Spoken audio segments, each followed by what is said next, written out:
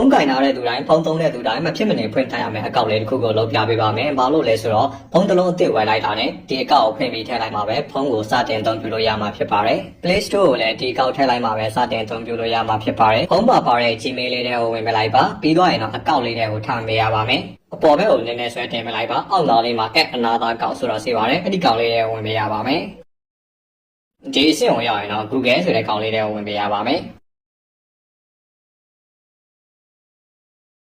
အကောင့်အသစ်ဖွင့်မှာဆိုတော့ create account ဆိုတဲ့ကောင်လေးတွေကိုထောင်ပေးရပါမယ်။ဒီလိုပေါ်လာရင်တော့ for my personal use ဆိုတဲ့ကောင်လေးကိုထည့်ပေးရပါမယ်။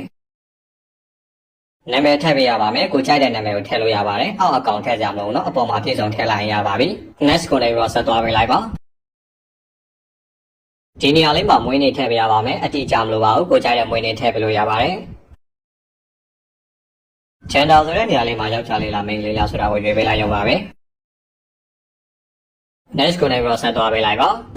Gmail ကိုကိုယ့်ဘာသာကိုလုပ်ချင်တော့ create your own Gmail address နဲ့ပြီးတော့ကိုယ့်ဘာသာကိုလုပ်လို့ရပါတယ်သူတို့ဖန်တီးထားပေးတဲ့ Gmail ကိုယူရင်လည်းရတယ်နော်ကျွန်တော်ကတော့သူတို့ဖန်တီးထားပေးတဲ့ Gmail ကိုပဲယူလိုက်ပါမယ် next ကိုလည်းဆက်သွားပေးလိုက်ပါ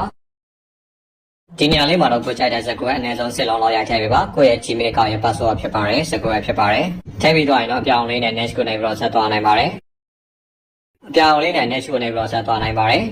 ပေါ်ဘက်ကိုလက်လေးနဲ့ဆက်တင်ပေးလိုက်ပါ I agree ဆိုတဲ့ခေါင်းလေးကိုဆက်နေပေးလိုက်ပါ